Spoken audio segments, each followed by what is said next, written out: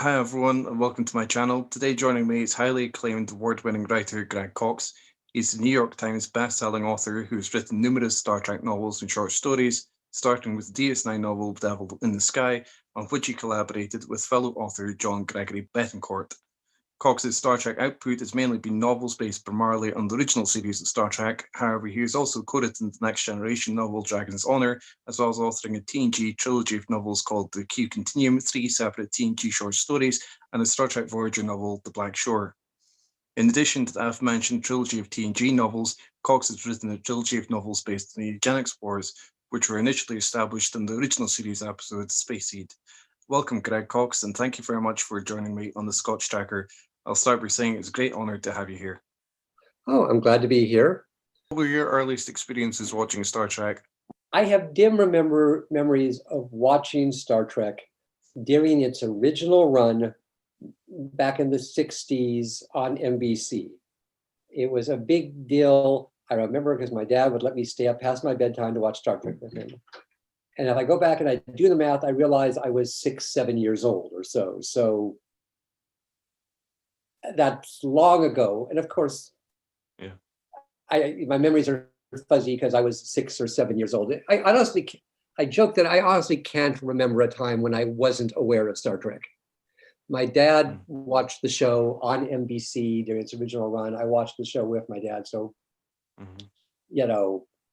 I learned to talk watching Star Trek, And of course, like most people of my generation, the syndicated reruns of the original 79 episodes were playing constantly in the background of my entire childhood, youth, adolescence, so, we knew them by heart. I remember in college, my sci-fi buddies and we played a game, which was like, name that Star Trek episode.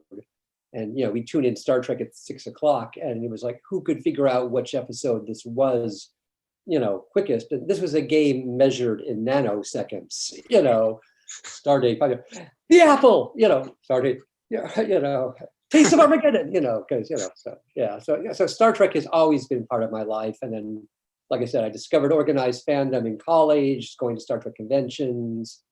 I remember taking road trips to, lifelong fan here.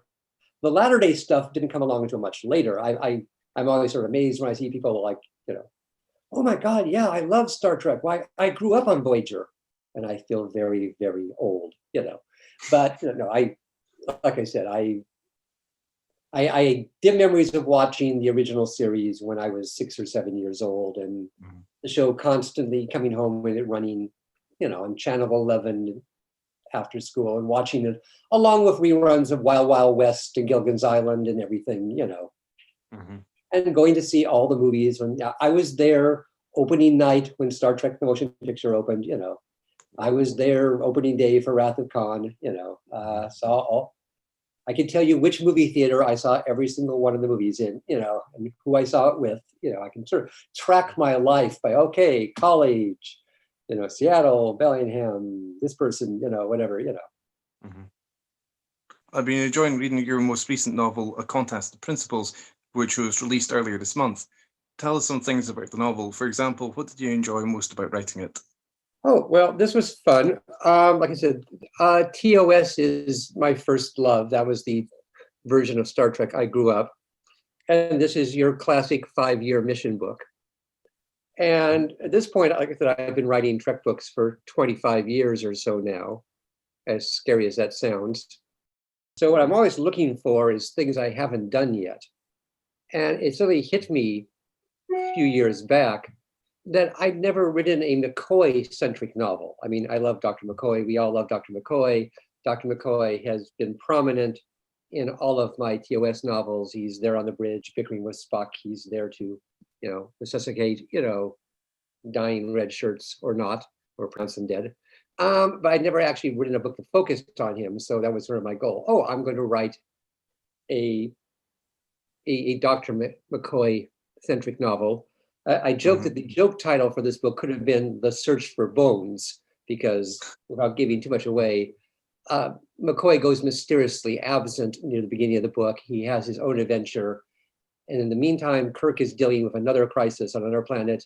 and Spock is leading a search mission along with Christine Chapel to find the mysteriously missing Dr. McCoy, who's having a bit of a solo adventure of his own. So there's actually kind of like three plots. There's a Kirk plot, a Spock plot, and a McCoy plot, and they're all interconnected and they all converge in the end. But it's sort of giving each of them an A plot, a B plot, and a C plot. It was also another way to reach 100,000 words and get a nice hefty sized novel. Okay. Cool. So, but one of my goals was this was going to be the McCoy book. I wanted to do a book that really, and part of this involved, ironically enough, taking him off the Enterprise and away from his whole support system and giving him his own solo adventure on this one planet. For medical reasons, in order to deal with a medical crisis. That's really interesting. According to a historian's note at the start of the book, the events in the story take place in the final year of the USS Enterprise's 5-year mission. So did you consider including Arix and Demarest in the story from the animated series as it takes place around that time? You know, I forgot about that. And I probably shouldn't admit this. I am not terribly well versed in in the animated series. In my defense, I missed it the first time around pretty much because at that point I had outgrown Saturday morning cartoons. I was a smug teenager who did not watch Saturday morning cartoons anymore. And honestly, at the point I started writing Star Trek novels 25 years ago, they were considered non-canon and we were discouraged from, referencing them. Things have loosened up since then, but I'm still kind of in the old mode that, oh, right, I forget about the animated series. And again, I probably shouldn't admit this. I've seen bits and pieces of it. I've never actually sat through and done a full run through on the animated series. So I admit it's a very good question. And it never occurred to me. I often get letters. Well, why didn't you mention, same thing with when I did my eugenics wars books. Well, there's lots of Easter eggs. Greg, there's no Easter eggs from the animated series in your book. Oh, right. I don't really know the animated. This is a hole in my Star Trek knowledge, which I need to fill one of these days. But again, at the point where I started writing Star Trek, we were told not to write about that stuff. Yeah. And even though that policy is no longer in effect, I guess I'm still sort of the old regime where we forget about that, Yeah. So do you know where that notion of not referencing the animated series would have come from? I think that was just, I don't know. I've heard different versions. Anything I've heard is just the same. We've heard secondhand stuff, right stuff. It was just, old school politics above my pay grade. I just know that indeed at the point where I started writing Star Trek novels in the 90s, it was considered off limits. I mean, I think you could still maybe sneak references in. And there was stuff that was sort of semi-canonical. I think Yesteryear, which is the flashback to Spock's youth, was always kind of regarded as, well, yeah, maybe not the time travel stuff, but the sea lot and, and also Captain Robert April, whose only on-screen appearance was on the animated series, was also kind of regarded as, yeah, I even wrote at least one, Captain April story. And I know, Diane Carey wrote several. So it was sort of it wasn't, strictly, no, it is off limits. And there were elements of it that, yeah, like I said, Yesteryear, I think always enjoyed kind of a privileged status. For God's sakes, it's by DC Fontana, and it's about Spock's childhood. So, and like I said, Captain Robert April was okay. We kind of acknowledge his existence, but you weren't seeing a whole lot of sequels to the counterclock incident or anything, And I admit, I should make a point of sitting down and watching the show. And yeah, that would have been kind of cool to include Maress and Arix. And I know I've seen some of it. I've seen the classics. I've seen Yesteryear.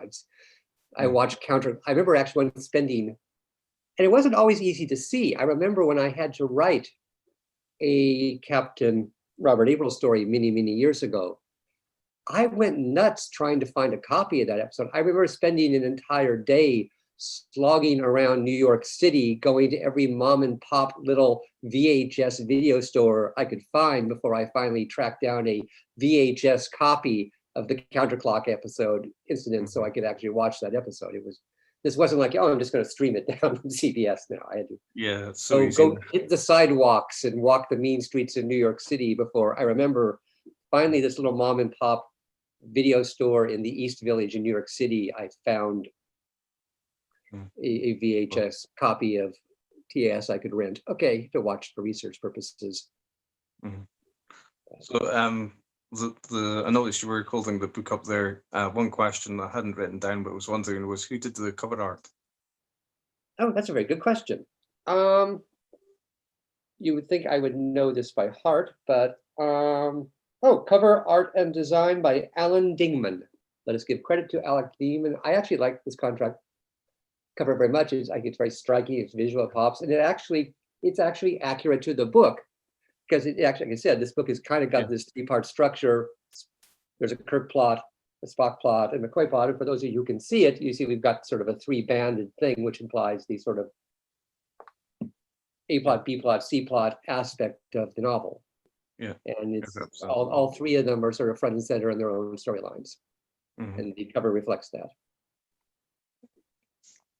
I've made some notes also on particular sections from the novel.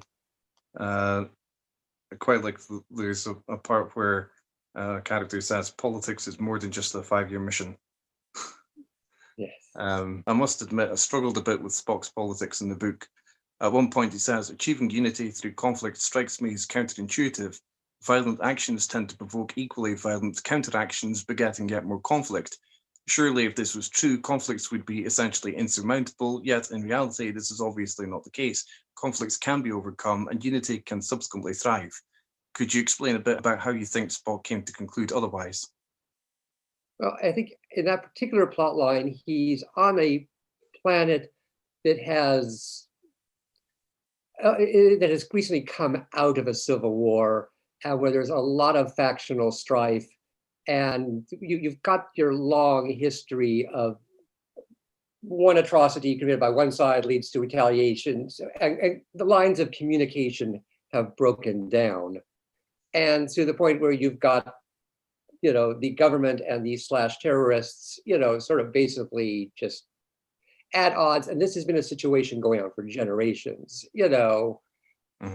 Clearly the sort of mutual suspicion, what he's basically urging them is that, okay, at this point, the sort of, we must mercilessly crack down on the rebels and we must, retaliate with bombings and kidnappings is really not, they are sort of locked into a pattern. In this, I'm not sure he's speaking universally for all worlds here, but in this world, which, he doesn't solve the situation on that planet without getting too spoilery. I think it was not, he's not going to come in and, in 48 hours, fix this planet. The most he can kind of do is you get the lines of communication going back before between the different factions, They've pretty much given up trying to talk to each other, and they're just locked in this cycle of revenge and retaliation. And the authorities crack down, what produces a counter-reaction from the sort of resistance / terrorists, whatever, depending on your point of view. So and he, at the end of the thing, the situation is still not resolved on the planet, but he's at least hopefully set up lines of communication so they're actually maybe talking to each other, and instead of locked. And that was his sort of perspective in that case. So you're saying it's contextual, but do you think that he believes like that statement that he says like genuinely, or is he just saying it for like that situation that he's in? I like to think that he's adaptable. We've seen him and again, he's also constrained by the Prime Directive here to a certain degree. All he can do is kind of offer advice. And what he sees here in this situation, and again, his purview here is not to come in and clean up the situation and resolve the sort of, generations of factional strife going on in this place, is just to try to finish. He's looking for McCoy and trying to rescue McCoy, and he gets sucked into this bracket. So, whether he would say the same thing about, say, the mirror universe. We never saw Spock in the mirror universe. We saw Kirk kind of urging, bearded Spock to maybe, stage a revolution. Vulcans, like I said, are go both ways on this. It's ambiguous. Surak was a bit of a pacifist, but as we all know, Spock obviously is not nearly as much of a pacifist as Surak was, and like I said, there's tons of contradictions built into everybody, and cultures. The Vulcans are all infinite diversity and infinite, ways and all that. At the same time, they're very hidebound and traditional and kind of, standoffish towards other people. So, and judgy towards other cultures. So nobody's 100% consistent, Spock is applying his logic to the situation on this planet. And I think in general, Vulcans would prefer that, in an ideal world, if everybody was logical and unemotional, they would just sit down and talk out their problems. And obviously that's not going to apply in most cases. And Spock probably, has dealt with enough crazy emotional people to realize that you can't always just sit down and emotionally have a nice, calm, rational conversation with the Klingons, Yeah. And we all know about the Vulcan hello now, the Vulcan policy really with the Klingons, that, reasoning with them is not always the first resort. Okay, Mm-hmm.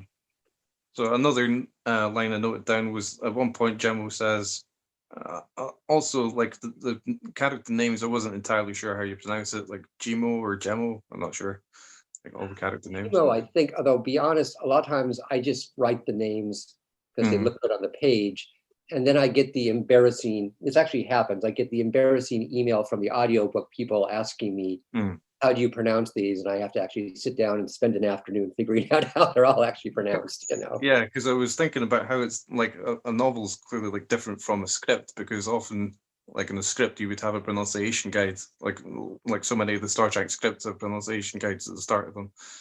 But, it becomes part of the job, honestly, that at some point, you get a call from the audio people and you have to put together a pronunciation guide for the nice audio people. Sometimes be honest, that's after the fact. You write the book first and then you figure out how to pronounce the names. Okay. Although I think I'm more conscious now in these days of audiobooks of not just, I'm just going to throw together lots of weird characters and, oh, my character is named Ampersand S5. Okay, how do you pronounce that? Yeah. I kind of remember that the poor audio people are going to have to pronounce it at some point down the road, Sure, yeah. So the line I noted was Gemmo says, "I'm a bodyguard, not an engineer." So I wondered if that was one of the Dr. McCoy famous "I'm a doctor" sort of references. I'm sure it is. I try to limit myself to one, I'm a doctor, not a per book. This can be run, this can be overdone. And it's hard if I think of a really good one. And sometimes it comes down to, but I do just try to limit myself to one, I'm a doctor, not a per book. And sometimes that's a hard choice of, oh, do I go for that one or that one? And yeah, there's probably is an I'm a doctor, not a in every book, because how do you write a 300-page Star Trek novel and not have McCoy say I'm a doctor? The opportunity. I think at one point I had fun in this book. I'm trying to remember it now. And I gotta remember, I wrote, because publishing is a slow, occasionally glacial process. I wrote this book over a year ago. And I wrote the original outline, and proposal, which I submitted to CBS and, Simon & Schuster, even longer than that. But I seem to remember at one point I give Chapel I'm a nurse, not a, and it amused me, and I think I chuckled at my keyboard to actually give, instead of McCoy, to give Chapel I'm a nurse, not a something line, because hey, I guess she's picked it up, so. Cool. How did you get started writing fiction? Oh Lord, that's a long and circuitous story. I did not set out to do it on purpose, believe it or not. I actually got my major in chemistry. Oh, wow. But I also discovered science fiction fandom in college. And by the time I graduated, I realized I was honestly better at science fiction than real science. I was a pretty mediocre chemist, if you want to tell the truth. And like most people, I just started sending stories out to magazines, Mike Shane Mystery Magazine, Amazing Stories Magazine, and got a lot of rejection slips and sold enough stories that just to keep me, tantalized. Got some started going to conventions, started meeting professional editors and writers.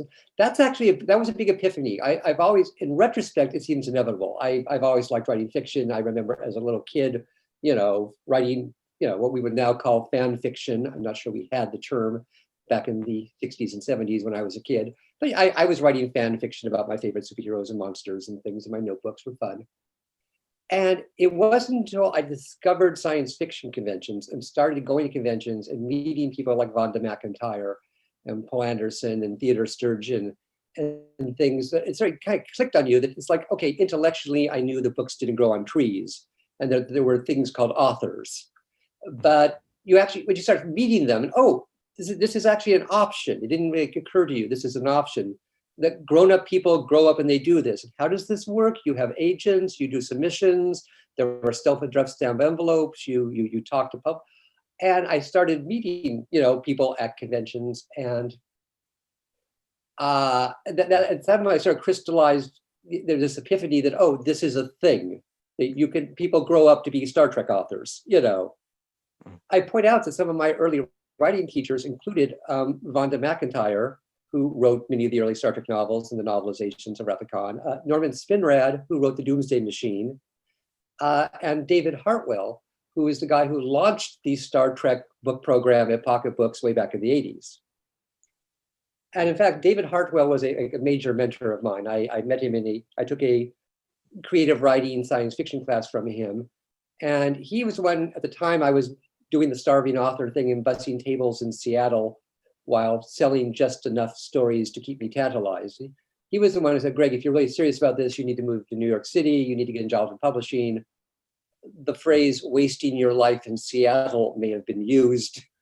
But anyway, David persuaded me to move to New York. He got me my first job working as an editorial assistant in publishing. And the truth of the matter is, I actually put in my dues working 9 to 5 as an editor, working full time for various New York publishers, including Tor Books, for many, many years, while sort of doing the writing on the side. And I gradually segged from being a full-time writer who kind of a full-time editor, a book editor who did some writing on the side, to becoming a full-time writer who honestly still does a little editing for Tor Books on the side, And along the way, I connected with the Star Trek people, and I knew, partly, like I said, it's kind of a small, when I was an assistant editor at Tor, I worked alongside, like in the very next cubicle, a guy named John Ordover. John later went on to be the editor of Star Trek at Pocket Books. And when he was like, hey, he and I were Trekkies together. I think we saw Star Trek V together long before either of us worked. And when he became the Star Trek editor, he was like, hey, Greg, you want to write some Trekkie books for me?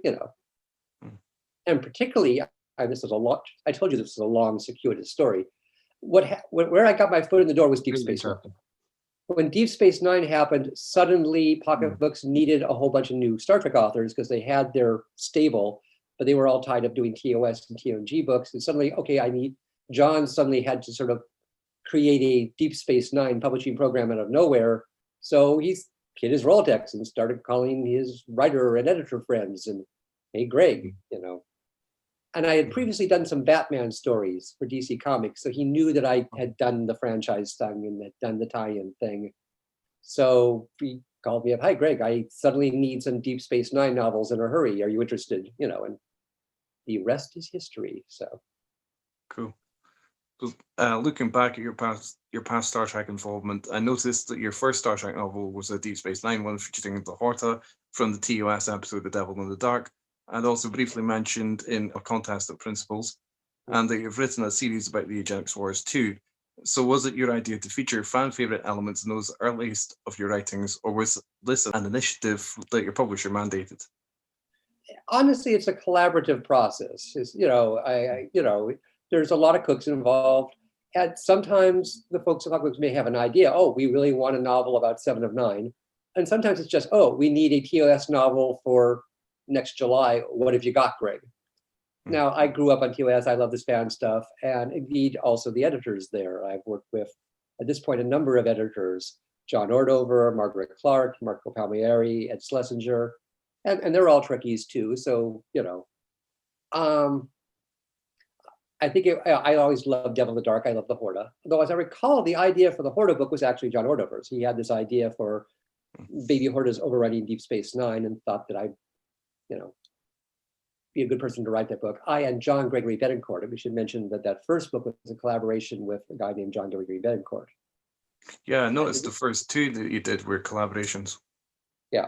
In the case of Betancourt, Betancourt and I had written those Batman stories together. So I guess John Ordover, too many Johns in the story, thought of us as a team. So, hey, I read those Batman stories you and Betancourt wrote together. You want to do a Deep Space Nine for me? And then I did another book with, next book was Kij. That was a different story. But that was supposed to be a solo novel by Kij. And then she ran into some difficulties. She was new job, moving. We were old friends. And hey, Greg, can you, I kind of got enlisted to help her finish that book as a favor to a friend. Kij, by the way, has since gone on to become a Hugo Nebula Award-winning fantasy author. We're still friends. I was her one brush with Star Trek, but it was literally a case I remember she ended up getting a new job, having to sell her house, move across the country. And it was like, oh, I don't have, so I jumped in and she gave me her first draft and I finished the book for her. And I still kind of think of Dragon's Honor as the Kij book. But she came up with the plot of the characters and I jumped in and helped her finish the book, And there's actually a Tor Books connection. I don't know if you know Tor Books, it's a large American science fiction publisher. But at one point in time, Kij was the managing editor at Tor Books. Oh, right. John Ordover was an editor at Tor Books. I am still a consulting editor at Tor Books. So it was the Tor Books editor mafia there. I was sort of, again, John hired Kij. Kij needed help finishing the book. So the Tor editor mafia, came together and we made that book happen,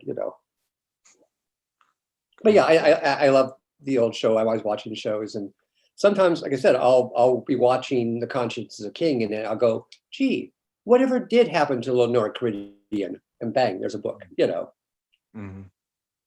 In the case of Eugenics Wars, that's a funny case where I always tell people, I swear to God, I did not have this in mind.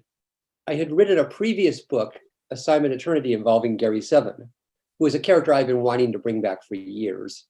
But there's a bit near the end of my first Gary Seven book where it's casually mentioned that Gary Seven and Roberta Lincoln had been instrumental in the overthrow of Khan Noonien Singh back in the 90s. And I swear to God, I just intended that as a cute little, Easter egg. I had no grander ambitions. Well, it made sense. They were more or less the same era. It made sense they would have crossed paths. So I thought that would just be sort of a fun little Easter egg to talk us in. Well, then John Ordover calls me up and, Greg, that's a great idea. You want to write that book? Oh, sure. And before I knew it, that next few years, I ended up writing 3 books about Khan and Gary Seven and Roberta and all that. But really, it was a throwaway gag at the end of a previous book that I considered an Easter egg. And John was kind of shrewd enough to jump in and go, Greg, that's a great idea. That should be a book. Oh, you want to write that book? Oh, it ended up being a trilogy. So, little things growing from small seeds. So, but like I said, you see, it's a collaborative process. We throw ideas back and forth, and and sometimes, like I said, I'm just watching an old episode, and gee, whatever happened to Lenore Caridian? Mm-hmm. Yeah. Are there ever any copyright issues with featuring pre-established elements in novels, such as referring to the Baul from Star Trek Discovery, or using the character concept of Joanna McCoy, both of which are mentioned in the Contest of Principles? Oh, I think it's all fair game. Aside from that period when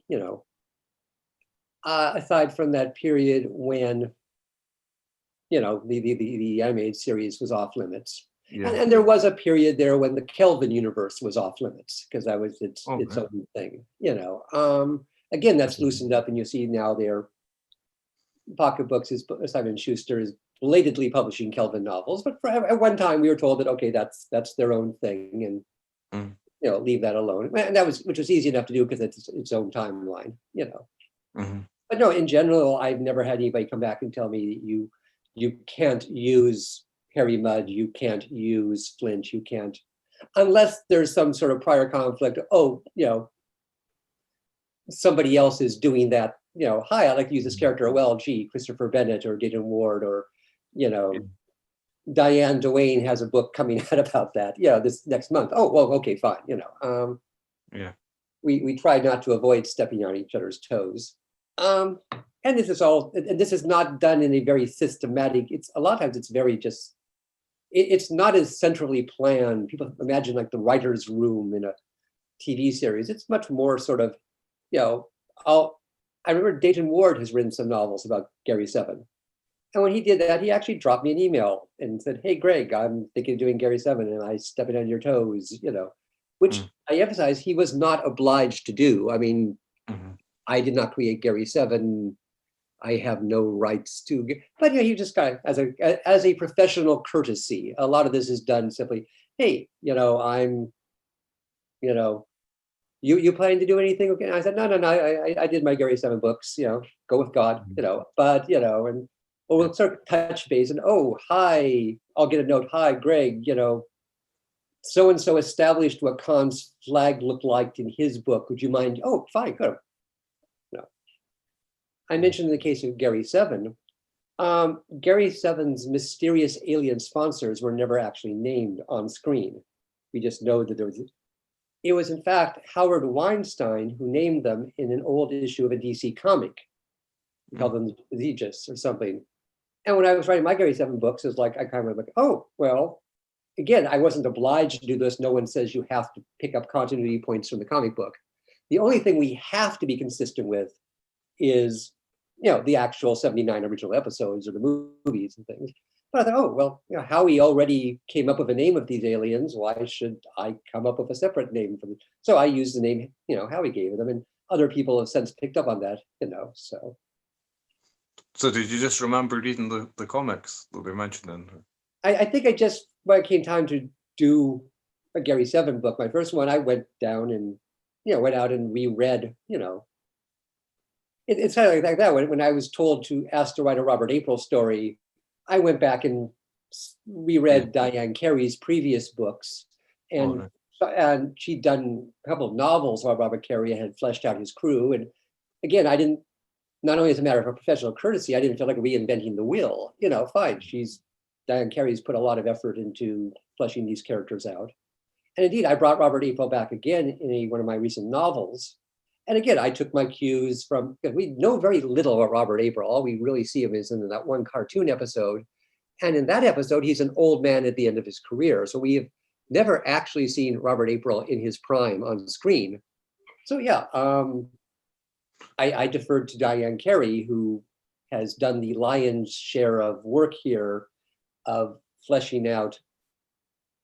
I saw no reason to ignore what she had done and not to build on what she did. So I went back and, so yeah, the Robert April who appears in my books and stories is the Robert April created by who fleshed out and expanded on Diane Carey. And same thing, when I was doing Gary Seven, I went back and read, oh gee, what was his previous appearances outside? Oh, how about that? There was, I think I vaguely remembered reading the comic book story, when I was younger, but then, these days, thank God, you can go on Amazon and, pick it up and, get the graphic novel compilation and, oh, how about that?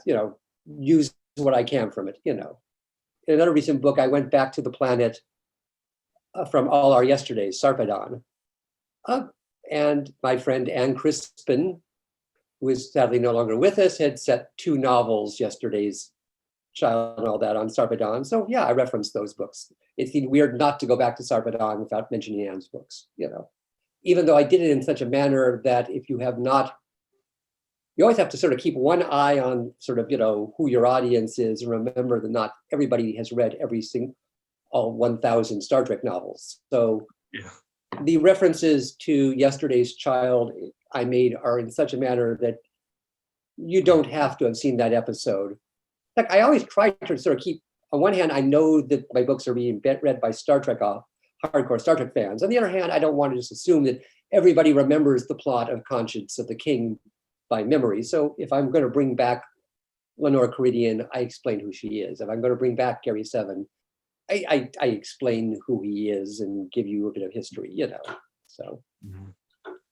Yeah, that's really cool. Trying to belabor the point, because it's always kind of a balancing act. Occasionally, I see you get mixed reviews. You get one critic, oh God, why did you have to tell us all that? We all know that already. On your hand, well, I don't remember that episode. Perfect detail. Thank you for reminding me what happened in Conscience of the King or Devil in the Dark, or Yeah, it surely makes it more accessible for those that don't remember. I always try to think that remember, I'm writing for the hardcore people who have read every single novel and memorized them. And I'm also writing for the guy who's going through the airport and sees hey, I watched Star Trek as a kid. I'm a casual fan. I've seen some of the movies. Oh, hey, that's that Ricardo Montalban guy from The Wrath of Khan. I love him, Yeah. So, they sort of keep one eye on, I think it was the airport reader who just picked up the book and is reading it on the plane, The novel features a creature known as Troxy, which, when I try to imagine it, looks a bit like a green glommer from the animated series episode More Tribbles, More Troubles. Similarly, I find McCoy wearing a fake beard an interesting foreshadowing of how he appears at the start of the first Star Trek film, Star Trek: The Motion Picture. So was that intentional? Oh, no, I had not thought of that, but you're right. No, that was actually came from, honestly, I've got 3 different planets. And I was trying to a certain degree, differentiate the 3 different planets. They're all humanoids. So it's not like they're all, not like they're green on one planet and purple on the other. So I was trying to find this sort of ways to signal which planet. And I just sort of decided that on one planet, okay, facial hair is the thing and everybody has a beard and people are more clean shaven. And there's one planet where you notice everybody smokes and people don't smoke on the other. It's just dumb little cultural details, just so that even though you got 3 different humanoid species, okay, on Ozalor, men wear bushy beards, and if McCoy's going to blend in, I think I kind of wrote myself into it. It became kind of right. Well, if McCoy's going to have a beard, and this other planet. Well, this planet, people smoke. I was actually kind of amazed. Jay, smoking is not a thing in Star Trek. That was something I was kind of wondering if CBS was going to tell me you can't do that. I was just, okay, somewhere it's a big universe. Somewhere there's got to be a planet where smoking is still a thing, And I even did the same thing with weather. It's like, because different planets, different time zones, different seasons. It's like summer on one planet and fall on another planet, and it's, bright and sunny on one planet, and it's kind of wet and drizzly and foggy on another planet. Just because I'm jumping back and forth between planets, I wanted ways to signal which planet you were on, and just so they're not just all walking around Valdez Racks or all walking around, the same generic future, Federation city. So, one of them's kind of run down, one of them's kind of spiffy, one of them's kind of quasi ornate and lush and medieval.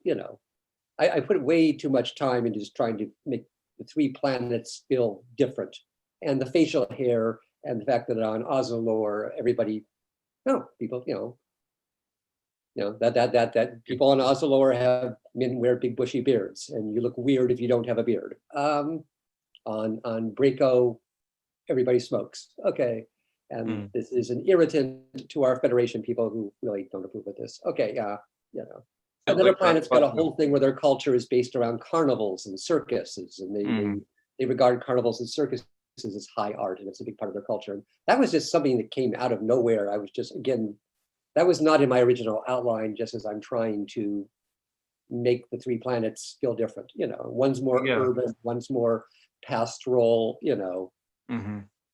Well, surely, like, that sense of world building sort of adds to the realism, because if there are different planets and they have developed like apart, separate from each other, they will have developed different cultures as well.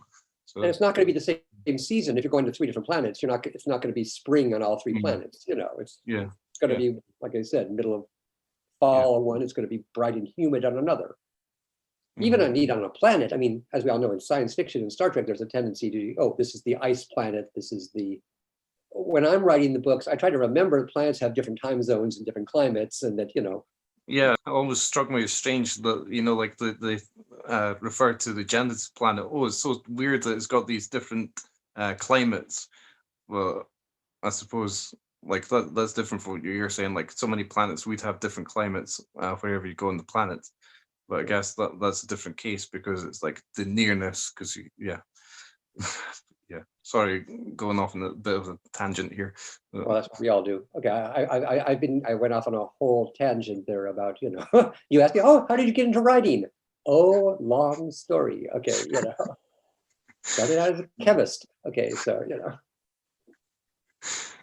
Interesting end. yeah. Yeah. Unofficially, is there a quality control procedure you'd like to use, such as consulting your friends and family about what they think of each of your books before submitting them to your publisher, or do you prefer to keep them more private before they're published? I honestly don't do a whole lot of beta testing, often because there's already a lot of cooks involved. Mm. Um, you've got the publisher, you've got the folks at CBS, and honestly, by the time one of my books sees prints, it has gone past. Well, first, for people who don't know, the procedure is I usually begin by sending in a like 12-page outline for a book. Okay. And then, my editor may have comments on that and we revise it. Then it gets sent to CBS. And invariably they have comments and suggestions, and there's a bit of back and forth. And then I write the book. And then once the manuscript is done, it's sent to the editor again. And they may have comments and suggestions and revisions. Then we send it on to CBS again. They have comments and revisions.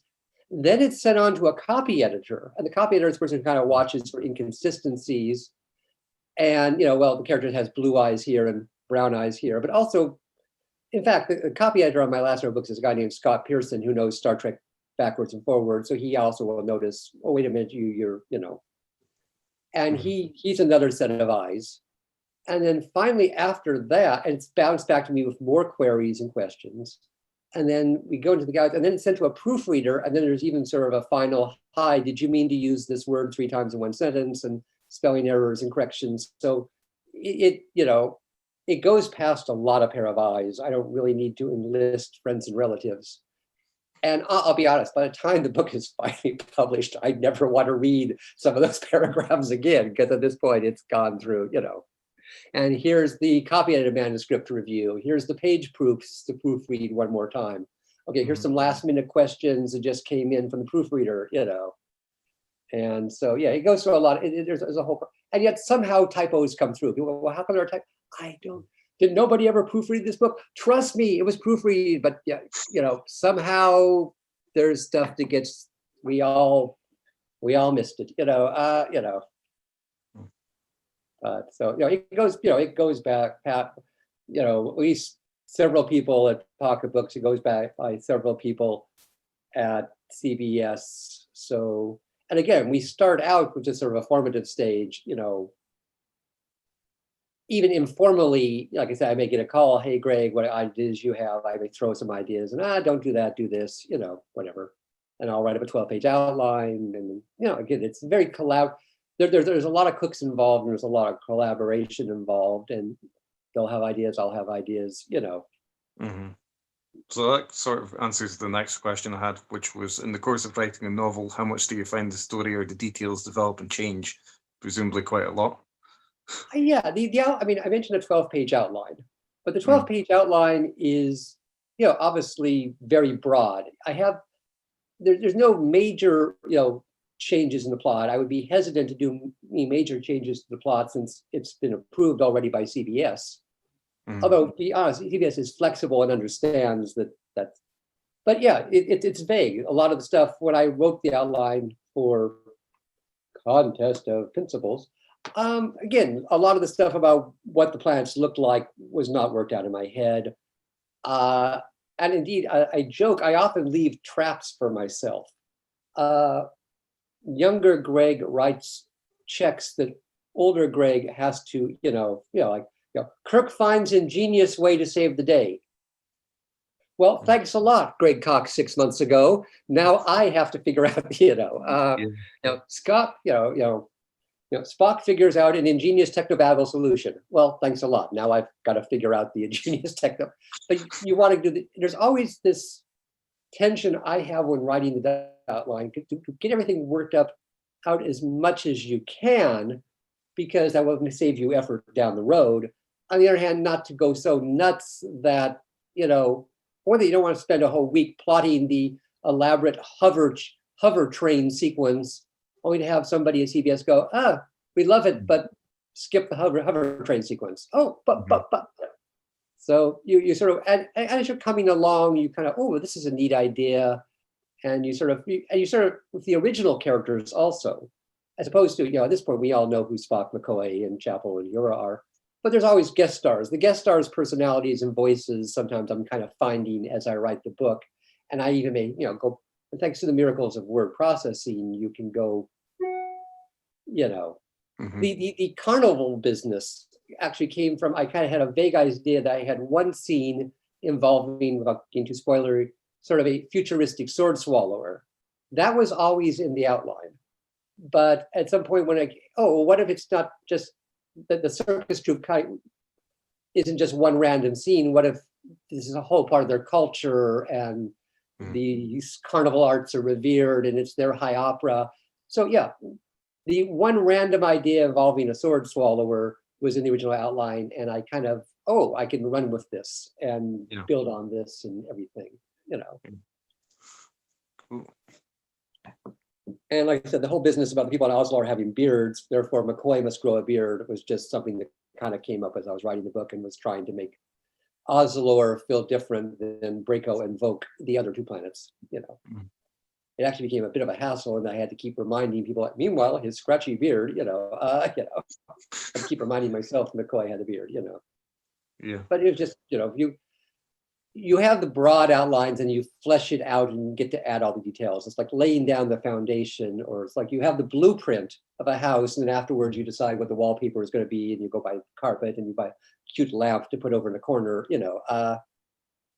You get to do all the decorating, later on. Yeah, I've got next couple of questions about like those details sort of thing. I was wondering if you mentioned technobabble.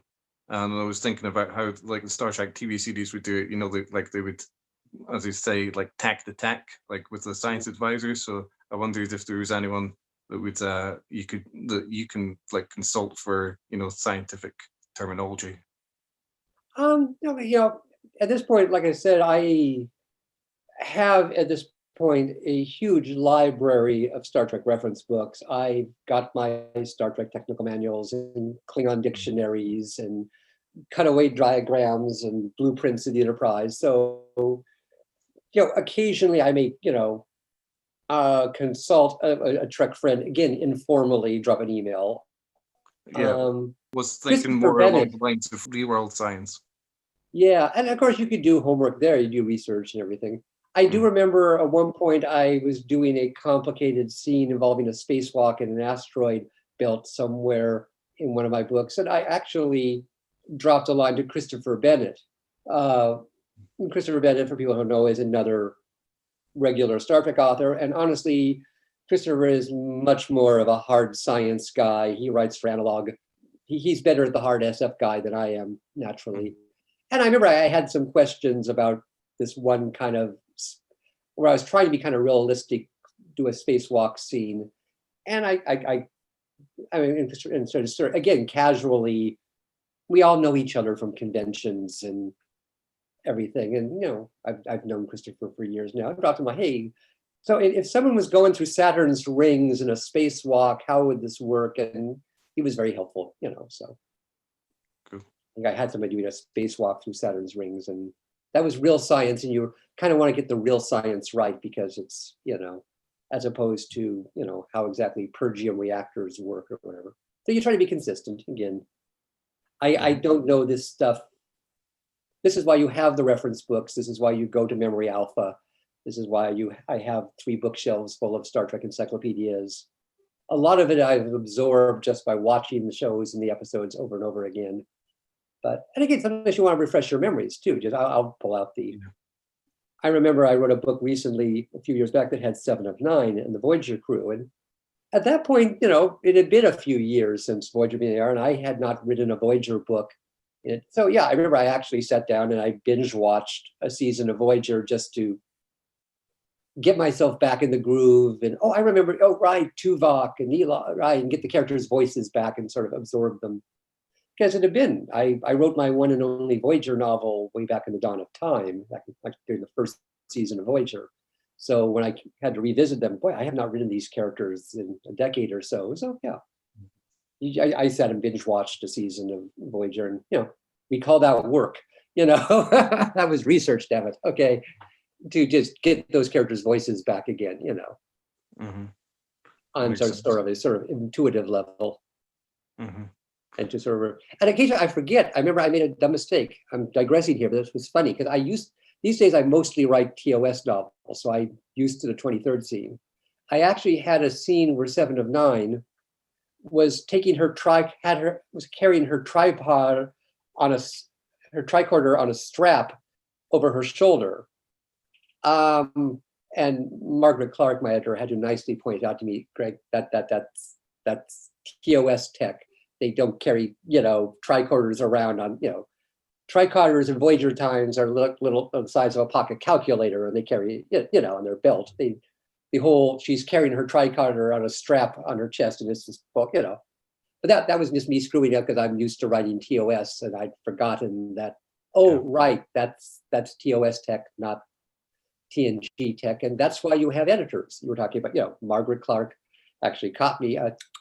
Greg, that's not Voyager tech, that's TOS tech. Oh God, you're right.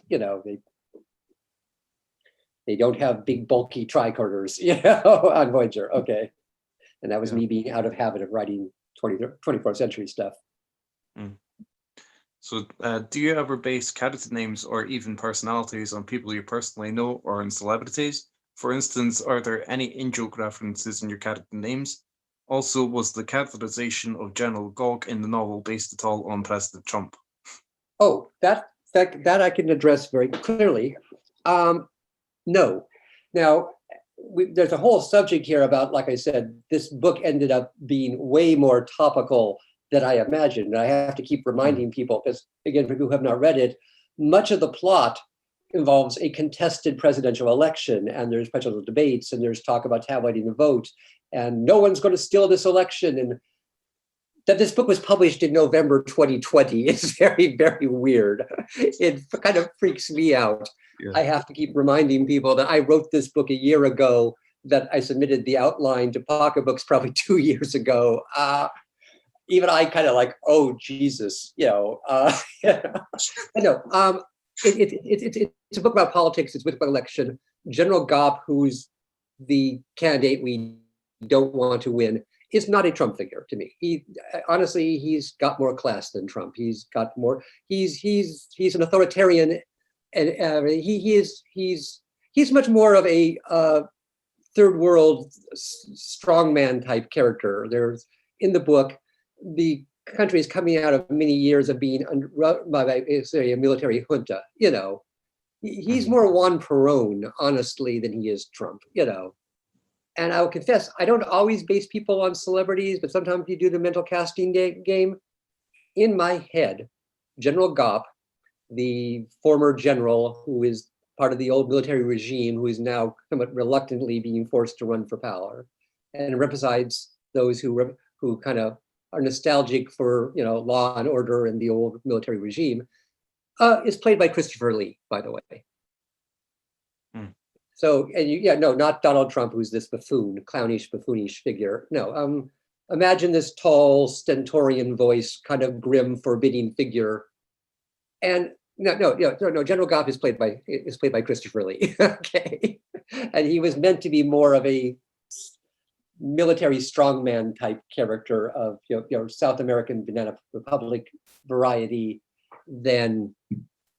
Even though, like I said, you've got scenes in this book where, oh my God, there's presidential debates and there's much talk about fraudulent voting and accusations and stealing the election and coups, and oh my God, the book. I could frankly, speaking as an American who's watching CNN every night, I could live with this book not being as topical as it is. I visualize General Gop as not a Trump figure. He's much more stern and austere. He's Christopher Lee. And again, that was not something I originally had in mind. I remember one night I was writing the book and I was watching some old Christopher Lee movie on TV. I don't remember what it was. I'm thinking, oh, General Gop. Okay, he's General Gop, because a lot of times in the outlines, these characters are not, I haven't fleshed out what they look like or what their voices, or their mannerisms are. That's something I discover as General Gop is this very stern, deep-voiced, kind of intimidating presence. He's played by Christopher Lee, I don't do that for every character. The rival candidate isn't necessarily anybody in particular, but but yeah, so yeah, no, general. Although I will tell you a funny story. This is true. Actually, his name is General Gog, Gogg. In my original draft, it was Gopp. I swear to God, that wasn't on purpose. And indeed, this went by my editor, this went by CBS. It was not until it was in copy editing that Scott Pearson pointed out to me that GOPP could be read as GOP, as in the American Republican Party, the Grand Old Party. And Greg, that's a bit heavy-handed, don't you think? Did you do that on purpose? And I'm like, oh, Jesus, no. I just, So yeah, very, very late in the day, like we're in galleys, I went through and changed General Gopp to GOPP to General Gog, Gogg, because he was not supposed to be General Republican. That was not his name. Yeah. Yeah, I was wondering if like your names, if the character names change sometimes as well. Like yeah, that's always thanks to the miracle of search and replace. You can change names, and that's sometimes it's just a case of it turns out this name is hard to pronounce, or it's you think of a better name, or again, I had the 3 different planets, so I was trying again to reflect that. And as the characters on one planet have these very short kind of guttural names, Gop, and so on. That's where the Gog. Whereas the people on Ozalor, even again, the planet is called Vok, whereas the other planet is Ozalor, and the characters have these longer names, Avamora, yeah, again, just, and I don't telegraph this, it's just sort of a sense of, and the people on the other planet have there's planet monosyllable, there's planet polysyllable, and there's sort of somewhere in the middle-y kind of planet, But that's deliberate. That's what I'm thinking about. You don't want to have.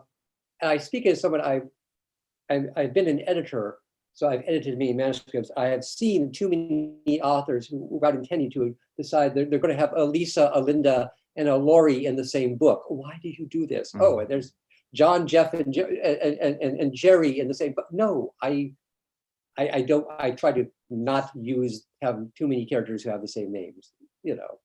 Yeah, I've read about that, like using character names where the first letter of the name is the same as other names, and then the story can be really confusing. But then, like reading this book, I was thinking, but then you've got like exceptions like Tweedledum and Tweedledee. And of course, in real life, we may well have friends who have the same names. Yeah. Like I said, with Devil in the Sky, my collaborator was John Betancourt, and that book was edited by John Ordover.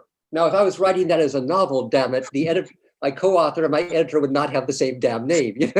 That's too confusing. That's in real life. Yeah. You're talking to your wife, and I was talking to Rich yesterday. Oh, really? Rich so and so or Rich so and so? Yeah. Yeah. There's Randy who runs the comic book store, and then there's Randy who runs the hardware store. Okay, but that this is why fiction is. But in writing books, like I said, I'm conscious of that. And again, when I'm embedding an alien race, there's without getting too. I'm not J.R.R. Tolkien. I'm not going to embed complicated linguistic rules, but sort of a general sense that General Gopp is General Gog, because he comes from the planet of the harsh guttural consonant heavy, whereas this planet, okay, maybe all the words end in, it's the Italian planets and all the names end in vowels or something.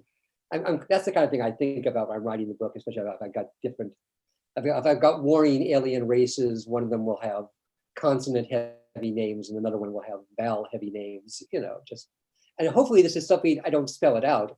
Spock never goes, as you know, Captain, the people on this planet have vowel heavy names, and the people on this, but hopefully it's something the reader picks up just sort of intuitively. And so if a character walks in and their name is, Avamora, they're not from the planet of the, I can't even remember what god, Avamora's father, I can't remember what his name is, but it's long and polysyllabic. Salaconis or something? What's that? Is it Salaconis or something like that? Salacanis, yes, Salacanis. Yes, yeah. But also he's like the imperial grand ruler of the planet, so he needed to have a impressive sounding name. That's the other kind of thing, how you think as a writer. He couldn't just be Bob. This is our grand, ruler of the whole planet. He is Bob. No, he's Salacanus, and his daughter, the crown princess, is Avamora, Although Well, Avamora is a nuisance to type, so people start calling her Avo among her closer, more familiar, acquaintances. I love the final chapter of the book. When did you get the notion of connecting the Brackens and the Valians from the TOS episode to Apple? Also, was it always going to be Admiral Comac who appeared in the epilogue, or did you ever consider a different character appearing at all there? I think the business with the Valians was something that came to me very, very late in the day when we find I was aware of the fact that the Star Trek universe is kind of littered with ancient civilizations and lost civilizations. We think that which survives. And I honestly, I had done the Valians in another book. I think I was sort of like tying them in with various lost civilizations of Star Trek. And I think it was late in the day that it sort of occurred to me that, maybe the Valians might be somebody tied in with. But that was something I kind of made up my mind. I think I even drew up a list of lost civilizations of the 23rd century, and kind of, I want to go with them, or do I want to go from the people from that which survives, or do I want to go with, the people who's the one where there are the souls are all in the glowy little bulbs, Return to Tomorrow. Return to Tomorrow, thank you. Most generic title ever. Yeah, like I said, the Star Trek universe, or even Turnabout Intruder, there's a lost civilization. I made up a list of lost civilizations of Star Trek, and for reasons I can't even entirely recall, I kind of decided to bring in the Valiants. As for Admiral Cormac, again, this is a collaborative process. That was Margaret Clark's idea. She was the one who pressed me to include Admiral Cormac, which was a cool idea. But yeah, that was not in my original outline. But that was something that got added very early on. That was the Valians was something. The idea that there was a lost civilization involved was always in the outline. Making it the Valians was a brainstorm that came late in the actual writing of the book. In the case of Admiral Comac, I seem to recall he was not in my original outline. I then sent it to Margaret. Margaret came up with the idea of working Comac into the book. I thought that was a great idea. So that was in the outline. We then sent to CBS for approval, and that, so things get added at different points. Like I said, you have a broad picture, and yeah, Comac was always supposed to be in the book. The Valians was something it was really kind of a last minute thing. I remember drawing up a list on an index pad, on a yellow legal pad, of all the different lost Star Trek civilizations, and kind of doing the pros and cons. And honestly, at this late date, I can't even remember why I settled on Valians, except for the fact that I kind of liked the Apple. It's kind of cool, and there's all this backstory. And I had previously gotten into the Valians. For those who know, we're talking about the Apple and the giant Godzilla head, episode. I previously dealt with them to a little bit in a previous book. No time has passed. It seems like every time a modern Star Trek show refers to some ancient civilization, it's like, the preservers. They're not the only ancient civilization, alien civilization out there, To a certain degree, it's like they've been used a lot. Sometimes you want to, and again, it's all been used a lot because Star Trek has been around. You could go nuts thinking, well, I can't ever use the Horta because at this point, there's been 50 plus years of Star Trek and probably over 1,000 novels, but still, it's like when I did a previous book which involved a gold rush. I mean, I could have made dilithium, but everyone does dilithium. So I made a pergium, which is another rare metal from Star Trek lore. In this case, like I said, there's lots of ancient civilizations. Yeah. Valians haven't perhaps been milked as much as, say, the preservers. So, and again, not stepping on other authors' toes here, Do you have a favorite character from each series, and which characters do you prefer to write? Good question. It varies. I find the older I get, the more I identify with Dr. McCoy. But to a certain degree, like I said, there's also, you look for variety. I mean, I love Spock. We all love Spock. Spock is great. But occasionally it's fun to decide, for me personally, I'm always looking for characters I haven't done before. So I will quite deliberately thought, okay, this is going to be the Sulu book, and I am going to make sure Sulu has his own subplot. I am going to put the book. This is going to be the Chekhov book, where he may not be the protagonist, he may not be on the cover, but I'm going to make a point of one of the things, shamelessly plugging, I like about this book is this is, besides McCoy, this is also the first time I've ever really done anything with Christine Chapel. I will be honest, I have neglected Nurse Chapel in my previous books. She's always been there. She's been in sick bay. She's been, he's looking bad, doctor, and handing Dr. McCoy a surgical scalpel as necessary. But this book, I kind of like, I've never read anything with, I've never really, as a writer, done a lot with Chapel besides her just being kind of in the background.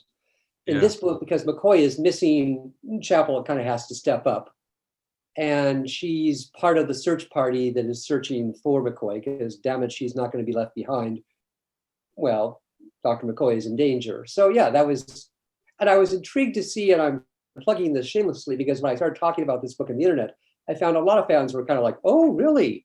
Chapel's in this book? Well, that's interesting. Because again, she doesn't get a lot of spotlight. So that was sort of, I enjoyed writing Chapel and giving her lots of stuff to do. And I'm always sort of looking for, I'm going to have, and also putting the characters in different combinations. I did a previous book, the Antares Maelstrom, where a big part of the book is Chekhov and Spock teaming up, and they're off on a solo adventure. And I liked writing them as a team because, you don't, there are hints in the early episodes of Star Trek that Spock kind of regards Chekhov a little bit as a protege. And you get McCoy, you've been hanging out with Spock too much. Spock is rubbing off on you or something. So I kind of wanted to do the mentor protege thing. And so that's the kind of thing. I'm always looking for stuff that sort of that's in the show that maybe hasn't been fleshed out.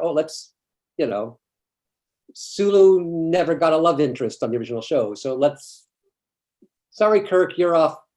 Let's take time off and let Sulu get the girl of this episode, and Sulu do the swashbuckling. Let's see Chekhov out, or when you get into the movie era and Chekhov is the security chief, okay, let's see Chekhov being the security chief. Let's see him investigating a case of sabotage or murder on board the ship. So you're always sort of finding stuff that's not contrary to what the show has seen, but let's again, Yura, you never see Yura actually get to take the captain's chair, even sometimes when she should. I'm still annoyed that in Cat's Paw, suddenly, Inspector, what's his name, DeSalle appears out of nowhere just because, damn it, we can't have a black woman sitting in the captain's chair in 1968, So yeah, one of my books, I deliberately contrived a situation where she takes control of the bridge, and because everybody else is down on the planet or in danger or sick, or so that's the fun thing. Some characters are very much fun to write. I love writing Quark. Quark is fun. I loved writing Jake and Nog. I remember because they were impetuous teenagers. They were fun to write. 7 of 9 is fun to write because she's got this very dry sense of humor. Q is fun to write because he's outrageous and snarky, and you can have him say all these sort of, as opposed to these sometimes very earnest Next Generation characters, Q, you can be as snarky and, sort of flippant and glib as you want to be, And he's got a great voice, and, we give all credit to John Delancey. He's just sort of, I enjoy writing Q, Cool. Roberta Lincoln, I loved writing Roberta Lincoln. She was a lot of fun, because she's Terry Garr. She's got that, quirky personality, and sort of, I like, adding the comedy stuff, and the, Quark is fun, Jake and Nog is fun, Roberta Lincoln is fun, and her interacting with the cat, So. And of all the captains, honestly, I most enjoy writing Kirk, I'll be honest, partly because I'm old and he's the captain I grew up with, but also because honestly, he's easier to write because he's right in the thick of things. You don't have to go nuts trying to figure out how to get Picard off the bridge or Cisco out of, headquarters. Because, in theory, if a captain's doing their job, they're delegating and they're not actually in the forefront of danger. you don't really have to worry about them. Kirk's going to rush in where angels fear to tread, and that makes that's more fun to write than having somebody sitting in a conference room talking. But Kirk's going to be right in the midst of things and stirring up trouble, and he's fun to write. Cool. And in some ways easier to write. So, from all of Star Trek, do you have any favorite starship designs? Oh, I don't know. I'm not a big techie, honestly. I love looking at some beautiful starship porn as much as a nice person, but I honestly, in real life, I can't tell a Ford from a Volvo from I see people reacting to some new, oh my God, that's so great. And look at the placement of the nacelles. And I'm like, pretty shiny thing. It's got a saucer, it's nacelles, it's the Enterprise. I see people, oh my God, that new version of the Enterprise, it's horrendous. And oh my God, they put the lateral. So again, I'm the same way. What kind of car was it? It's green. It's Ford, it's a Chevrolet. I'm not a hardware person. Okay. It's big, it's shiny. I liked your answer there. It's green. Yeah, exactly. Oh, right. That was unintentional, but yes, like Scotty and drinks. Yes, it's green. It's. I'm an easy sell. I'm not picky about my starship designs. Are there any Star Trek stories you wish you had told but never got the chance to? I have to think about it. I mean, at this point, honestly, this is Star Trek novel number 18, not counting various miscellaneous short stories, novellas, ebooks, etc. So, I've been pretty much working through my to-do list. I'm still coming up with ideas, but top of my head, there isn't, oh, damn, I still want to do the definitive whatever novel, I have been lucky. I've been able to, I wanted to bring back Gary 7. I got to bring back Gary 7. I wanted to do, I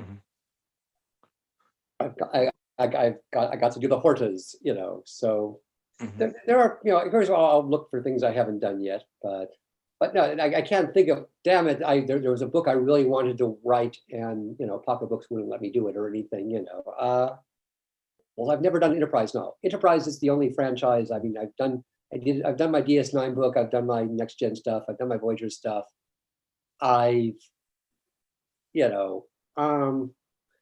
as a, not a matter of deliberate choice, I've never done an Enterprise book.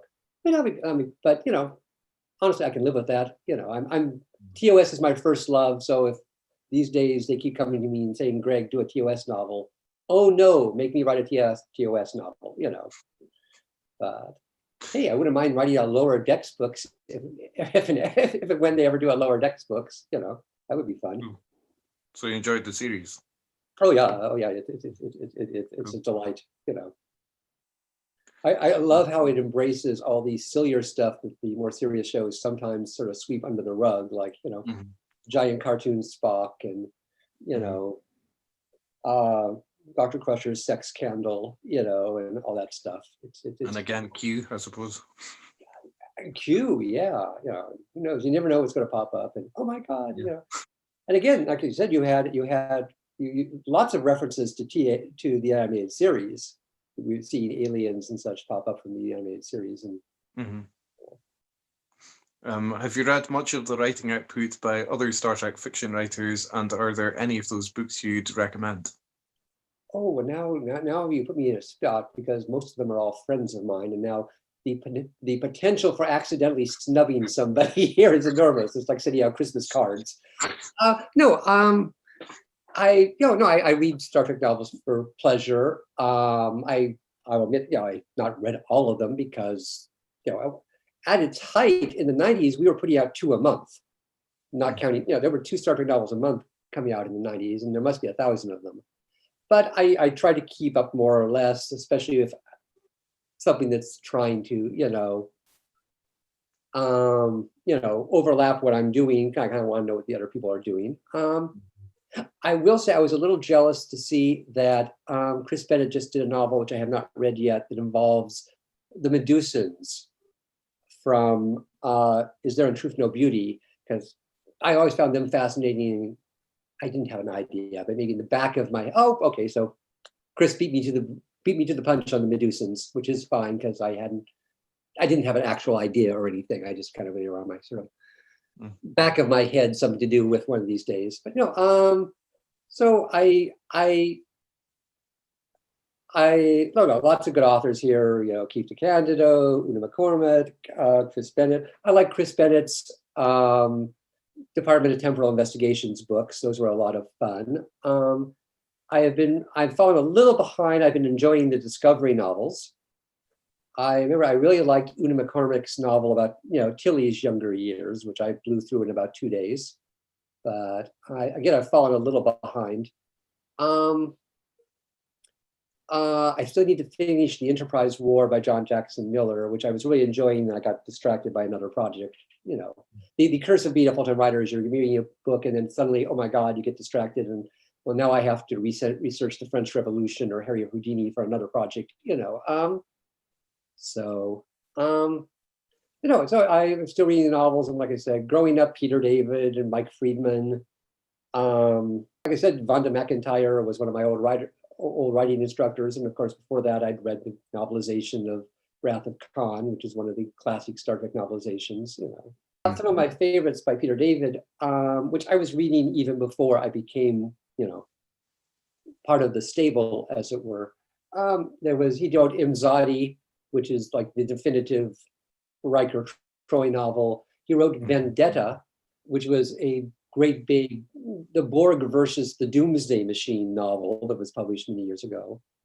Oh, and he wrote one of the really good, the first and really good Q novels, Q Squared,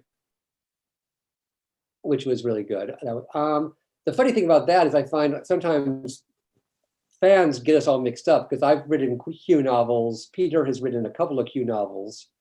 I think Keith DeCandido has written some Q novels. So occasionally you end up with the situation where, oh, I really loved your novel, Q Squared. That was so good. That was Peter, actually. Oh, I loved that book you wrote where, you know, Hugh met Lakshwana Troy.